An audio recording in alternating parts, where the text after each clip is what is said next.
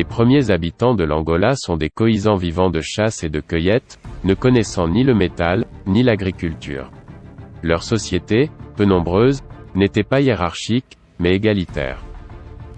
Les peuples de langue bantoue commencèrent à émigrer par vagues successives depuis le golfe de Guinée, et atteignirent la région dans les premiers siècles après l'an 1000.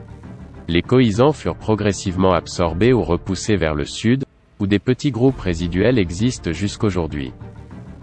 Les Bantous constituèrent au long des siècles toute une série d'ethnies, normalement divisées en sous-groupes.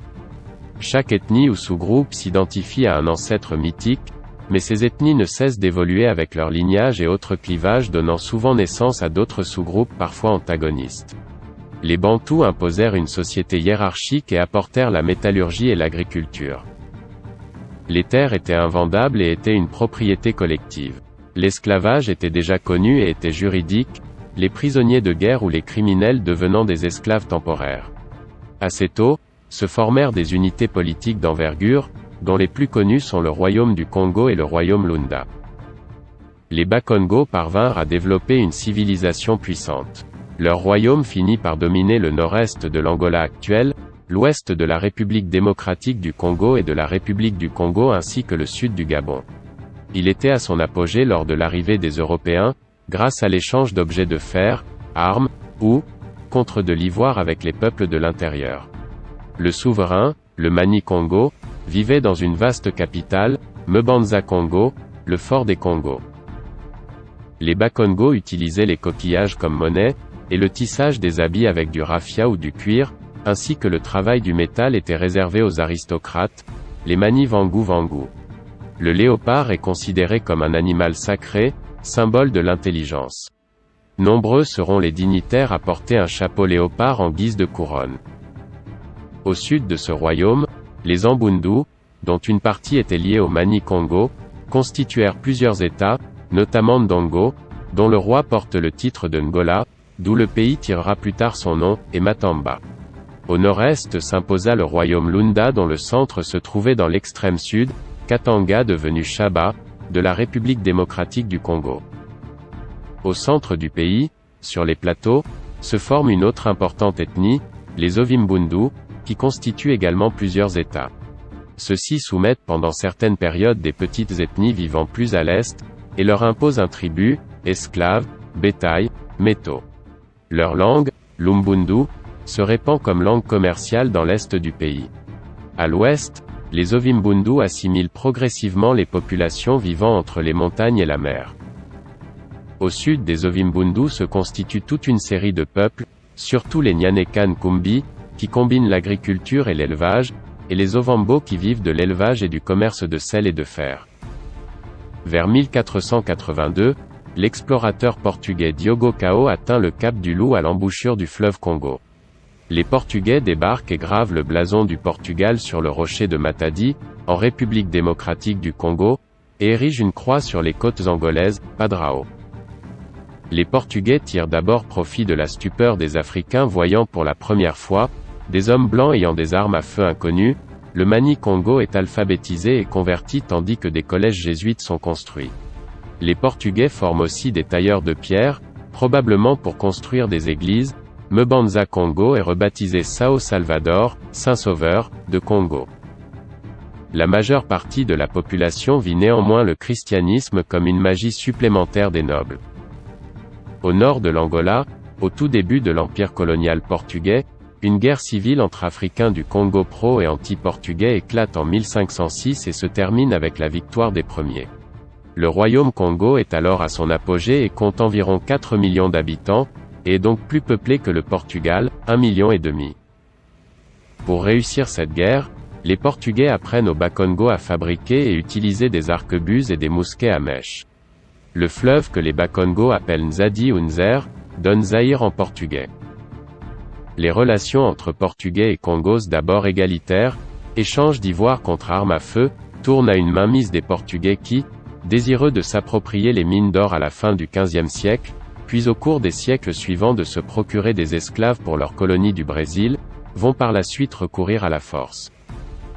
Les Portugais poussent plus tard les Bakongo à faire la guerre contre les ethnies voisines, afin de capturer des esclaves et les échanger contre des produits manufacturés.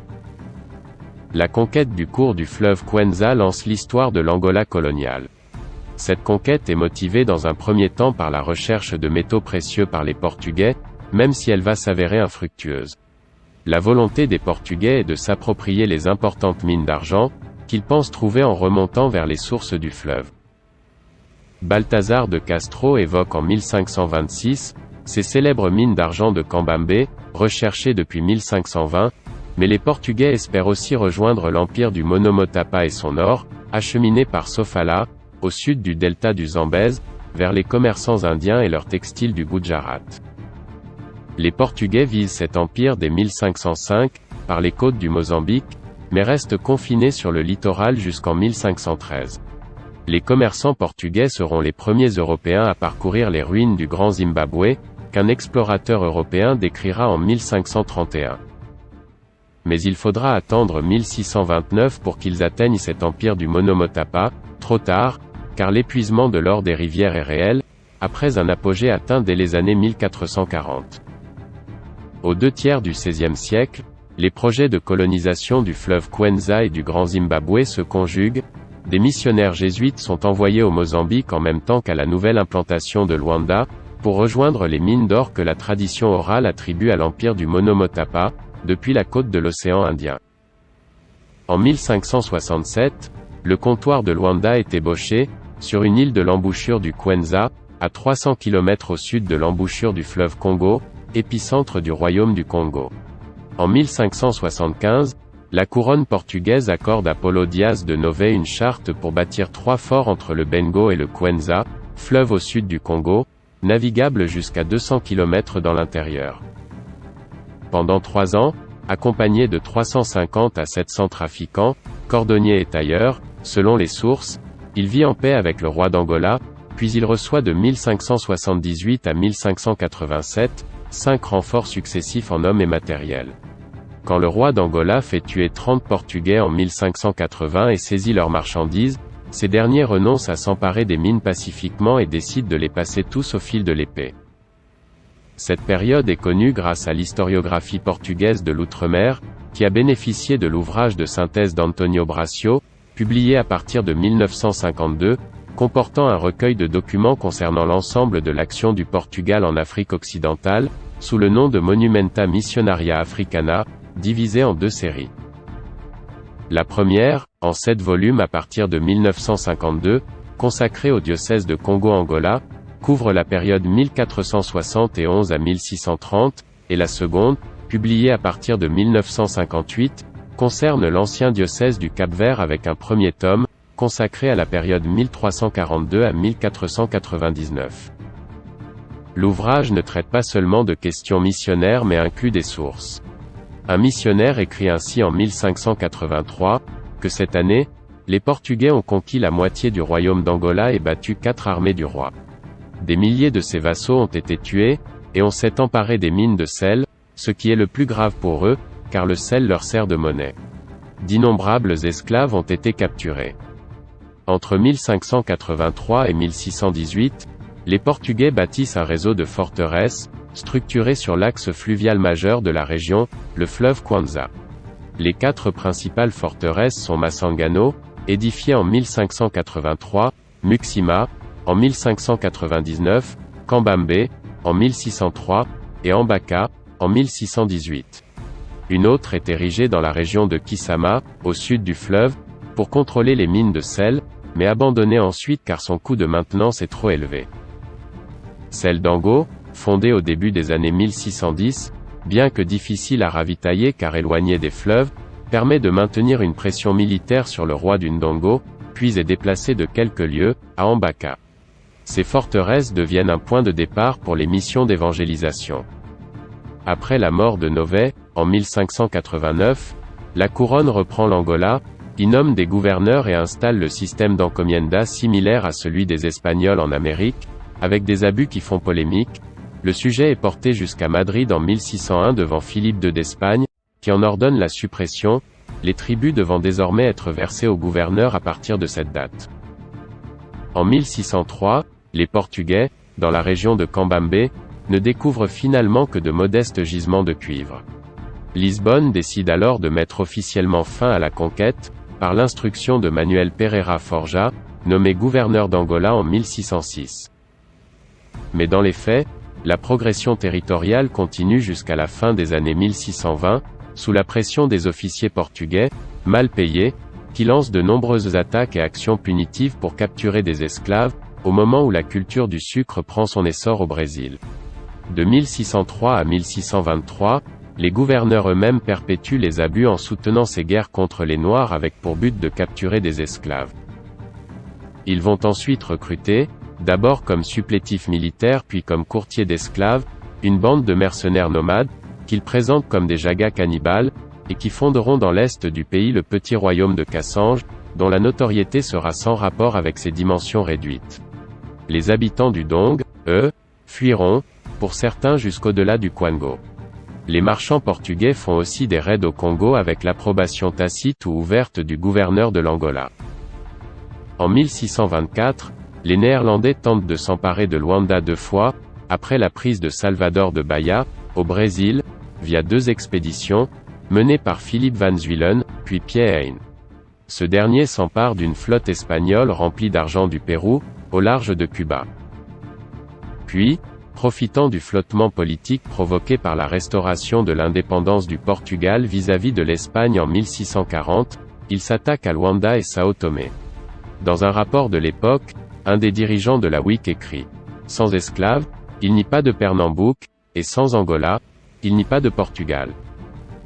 En 1630, les Hollandais expulsent les Portugais de Luanda et des côtes angolaises, où sont les principaux comptoirs négriers de l'Afrique. En 1650, les colons portugais du Brésil parviennent à chasser les Hollandais. La guerre entre Congos et Portugais reprend et se termine en 1668. Le Mani-Congo est décapité durant la bataille d'Ambuila, et le royaume du Congo commence à se décomposer. Les Européens ont la maîtrise de l'armement. Ils possèdent des arquebuses à rouet qui leur permettent de tirer plusieurs coups de suite, des armures et des canons, alors que les Africains, certes plus nombreux, n'ont que des fusils à mèche, des lances, des flèches, des machettes, des boucliers, des haches et des massues. Les Congos de l'actuelle République démocratique du Congo ont été moins touchés par la traite, car les négriers portugais avaient peur des rapides sur le fleuve Congo. Au cours du XVIe siècle, les Kwanyama venus du sud s'installent le long du fleuve Kounen. En 1671, les Portugais dominent les armées Mbundu et imposent à l'issue des combats, un quota d'esclaves à fournir.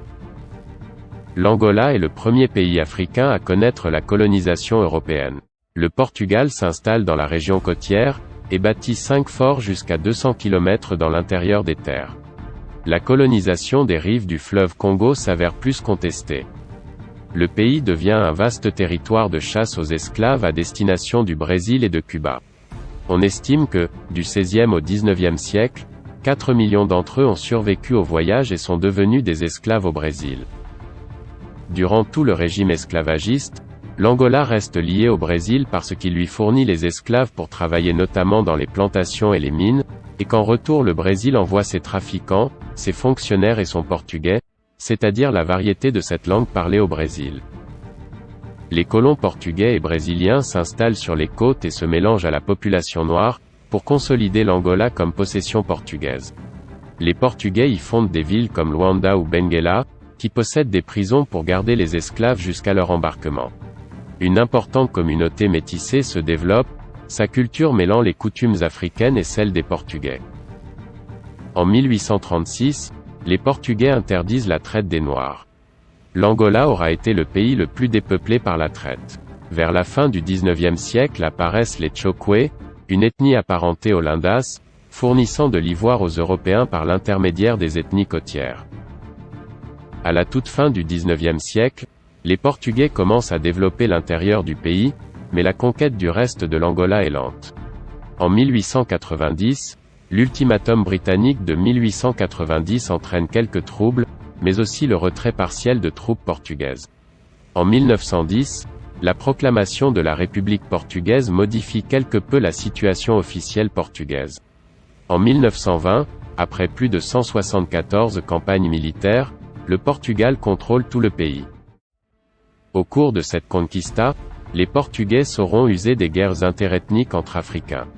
Les Portugais font construire un chemin de fer de Luanda vers l'intérieur et développent la culture du café, du sucre, la sylviculture et l'extraction du fer et du diamant.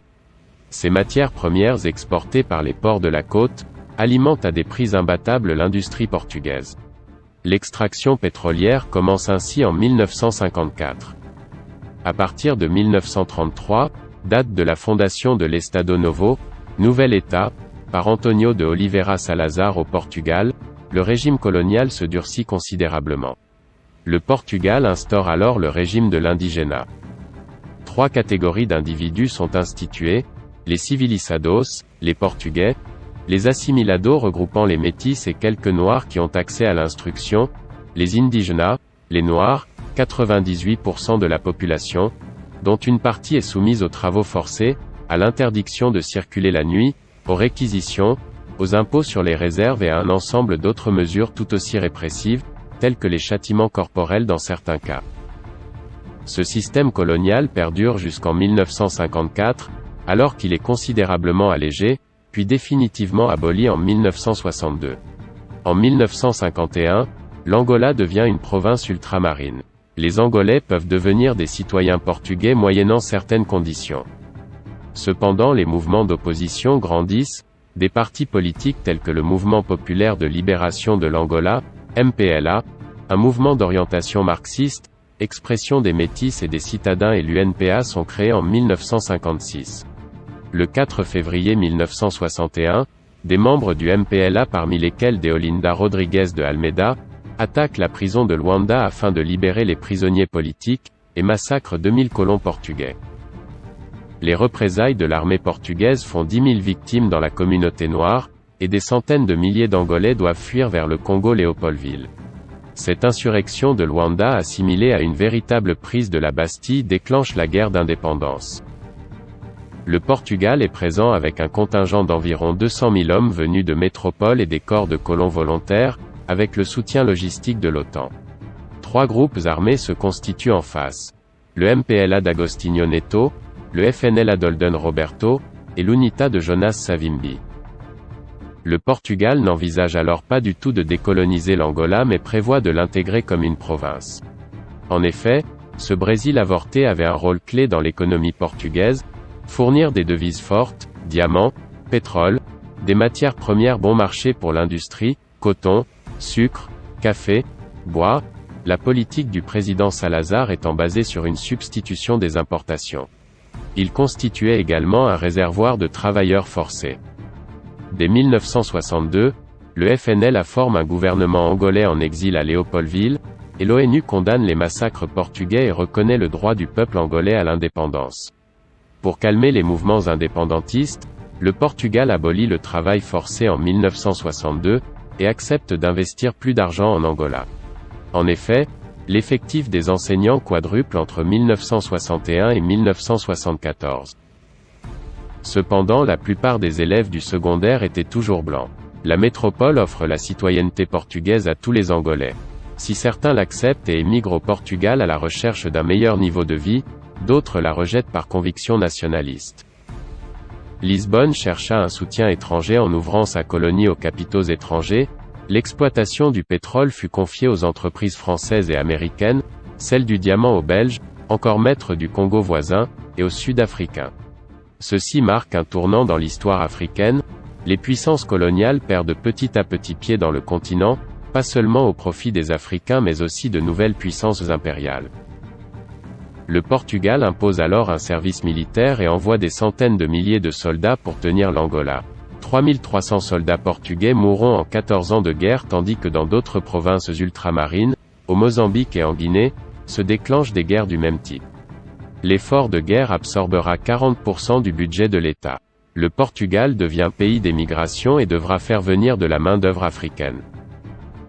Le 25 avril 1974, un groupe de capitaines de l'armée portugaise, regroupés dans le mouvement des forces armées, et qui avaient participé à la guerre coloniale, prend le pouvoir à Lisbonne, où ils sont largement soutenus par la population et renversent le régime dictatorial de Marcelo Caetano. Cette révolution, connue sous le nom de Révolution des œillets, permet la fin de la guerre coloniale entre le Portugal et ses colonies. En janvier 1975, les nouvelles autorités portugaises réunissent les représentants des 3 mouvements indépendantistes, pour établir les paramètres du partage du pouvoir dans l'ex-colonie entre ces mouvements et l'indépendance de l'Angola. Malgré les accords d'Alvor, la transition de l'Angola vers l'indépendance ne se fait pas de façon pacifique. Dans plusieurs quartiers de Luanda, les civils noirs commencent à s'en prendre aux colons, et les troupes des 3 mouvements commencent à se battre les unes contre les autres pour le contrôle de la capitale. La ville sombre alors dans l'émeute et les pillages. Entre janvier et novembre 1975, les troupes portugaises repartent précipitamment vers Lisbonne, avec 300 000 colons dans ce qui fut l'un des plus grands ponts aériens au monde.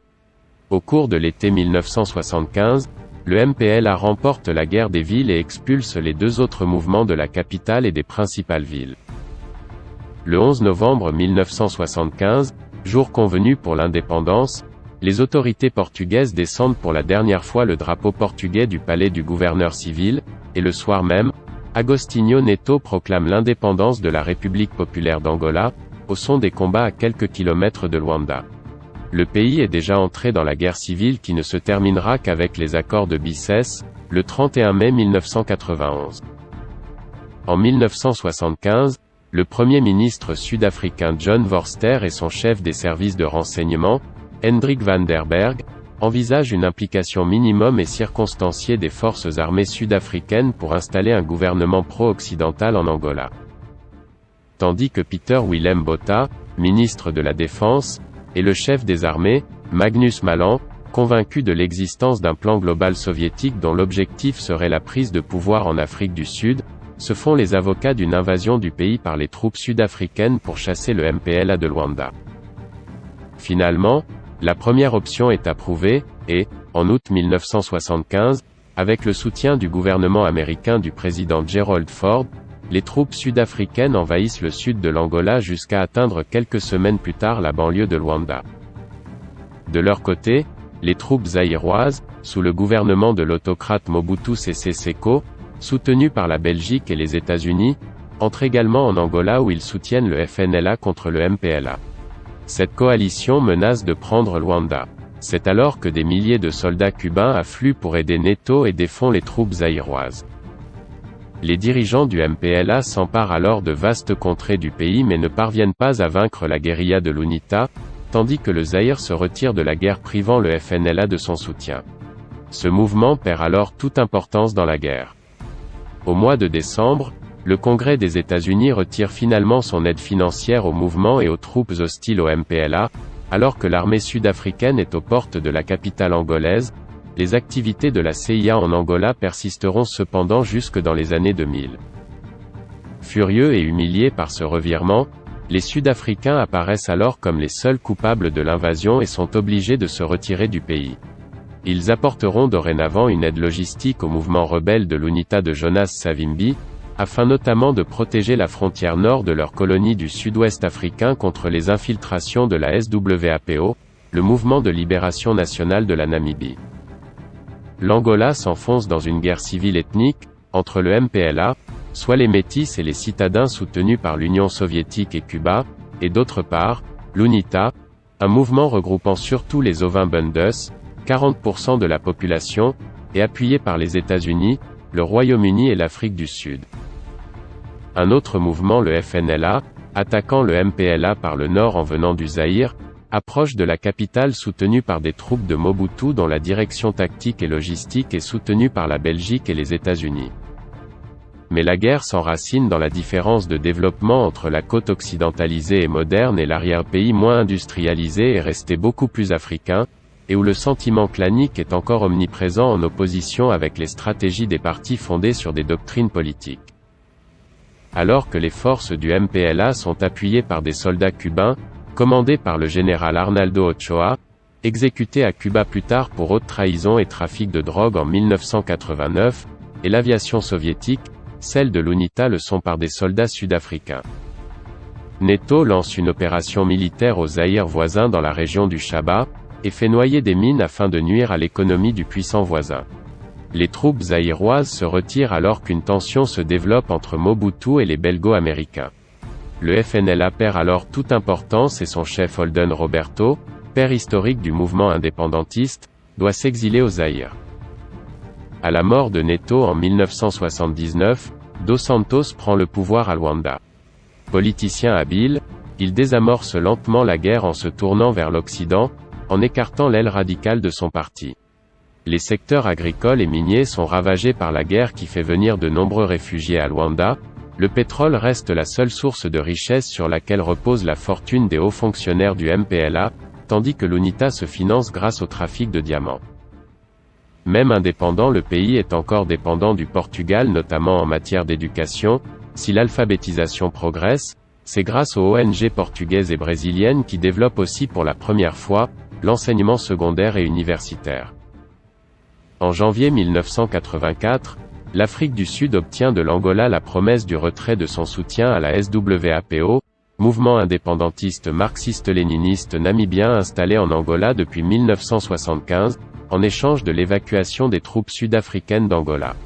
Néanmoins, les troupes cubaines demeurent, tout comme les militaires sud-africains. Malgré cet accord, l'Afrique du Sud, sous prétexte de poursuivre les guérilleros de la SWAPO, mène des opérations de grande envergure sur le sol angolais, chaque fois que l'UNITA subissait des offensives des forces gouvernementales angolaises.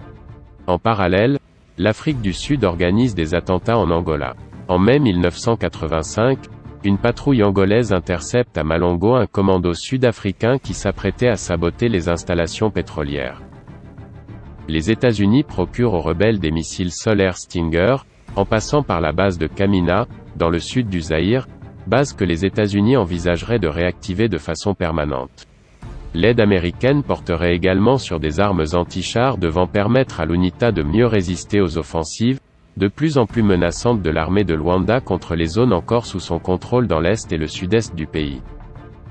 En 1988, si la bataille de Cuito-Cuanavale entre soldats angolais et cubains contre les forces de l'UNITA, appuyée par l'armée sud-africaine, aboutit à un échec relatif des forces en présence, elle constitue néanmoins un élément déclencheur pour la reprise des négociations sur l'avenir de la Namibie.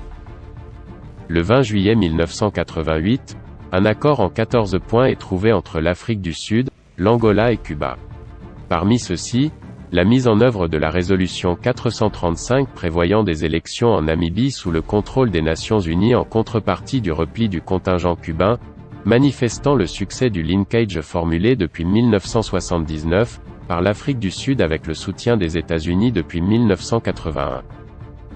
Le protocole de Genève est signé le 5 août. Les 8 et 12 août, l'Afrique du Sud et la SWAPO acceptent la cessation des hostilités l'une envers l'autre et le 22 août, l'accord de paix est signé entre l'Angola et l'Afrique du Sud à Ruacana. Le secrétaire général de l'ONU, Javier Pérez de Cuéllar, se rend alors aux Union Building de Pretoria pour préparer l'accord de Brazzaville, qui aboutit à la signature du 22 décembre, préparant le calendrier de la mise en œuvre de la résolution 435 et celui du retrait cubain d'Angola. En dépit d'une tentative désastreuse d'infiltration de la Namibie par 1200 guérilleros de la SWAPO, à partir de ses bases d'Angola le 1er avril 1989, le processus ira à son terme sous l'administration conjointe de l'Afrique du Sud et des Nations Unies. Cependant, en Angola, la guerre civile continue avec un peu moins de vigueur. Les accords de Bicesse en 1991 aboutissent à un cessez-le-feu, et à l'organisation d'élections générales supervisées par les Nations Unies. Le 26 août 1992, une révision de la Constitution fait disparaître les dernières traces d'idéologie marxiste-léniniste, et le nom officiel du pays devient République d'Angola. Les premières élections générales démocratiques et pluripartites ont eu lieu en Angola les 29 et 30 septembre 1992. Avec un taux de participation supérieur à 90%, le MPLA remporte 53% des suffrages contre 34% à l'UNITA. Aux élections présidentielles organisées en même temps, José Eduardo dos Santos reçoit 49,57% des voix contre 40,6% à Jonas Savimbi, le leader historique de l'UNITA. Celui-ci dénonce des fraudes, refuse de participer au second tour et reprend les armes, cette fois sans plus aucun soutien international. Un second accord de paix est finalement signé à Lusaka le 20 novembre 1994, prévoyant l'intégration des forces de l'UNITA dans l'armée régulière. En 1995, l'accord est rompu. En 1997, un gouvernement d'union nationale est finalement formé avec Jonas Savimbi, mais en 1998, les combats reprennent après que Savimbi eut dénoncé, selon lui, le manquement du MPLA à ses obligations. Le 28 août 1997, le Conseil de sécurité des Nations Unies impose des sanctions contre l'UNITA. En 1999, le MPLA tente alors le coup de grâce et déclenche une offensive militaire massive contre le quartier général de l'UNITA et ses principaux bastions. Les opérations se soldent par un succès général malgré la fuite de Savimbi. Le 22 février 2002, Jonas Savimbi est finalement abattu lors d'un assaut de l'armée gouvernementale. Le 4 avril 2002, un nouvel accord de cessez-le-feu est signé, mettant officiellement et définitivement fin à 27 ans d'une guerre civile, 1975 à 2002, qui a fait près de 500 000 morts et entraîné le déplacement de 4 millions de personnes. L'Angola présente un paysage de cités martyrs, de provinces jadis agricoles stérilisées par la présence de millions de mines. Une bonne partie des infrastructures coloniales a été laissée à l'état de ruines, routes, ponts, aéroports, voies de chemin de fer, écoles, pendant que d'autres ont été reconstruites et même augmentées. L'agriculture et les transports ont été fortement endommagés et se trouvent en récupération lente. Malgré l'aide alimentaire, la famine sévit et le pays ne vit que de l'exportation du pétrole. Comme d'autres pays, l'Angola réclame des indemnisations et des aides financières, que le Portugal et l'Union européenne lui accordent sous forme d'aide au développement, écoles, eau potable, routes, hôpitaux, ou de visas de travail. En dépit de la guerre civile, la scolarité, certes médiocre, s'est améliorée, 15% d'enfants scolarisés en 1975, 88% en 2005. De nombreuses missions catholiques et protestantes encadrent également les populations depuis l'indépendance. D'un point de vue politique, José Eduardo dos Santos confirme sa retraite, resté 37 ans de pouvoir. Il annonce début février 2017, se mettre en retrait de la politique fin 2017, après avoir, pendant 38 ans, muselé l'opposition par une répression policière, limité la liberté d'expression et imposé son autorité.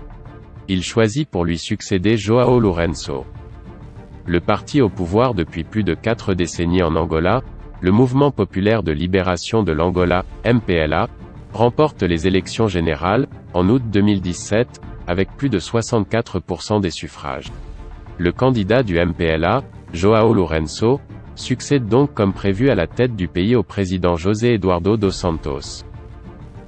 Les deux principaux partis dans l'opposition, l'Union nationale pour l'indépendance totale de l'Angola, UNITA, et la CASACE, obtiennent respectivement 24,04% et 8,56% des voix exprimées. Au terme de ce scrutin, le MPLA, au pouvoir depuis l'indépendance en 1975, conserve la majorité absolue des 220 sièges du Parlement. En septembre 2018, João Lourenço succède également à José Eduardo dos Santos à la tête du MPLA.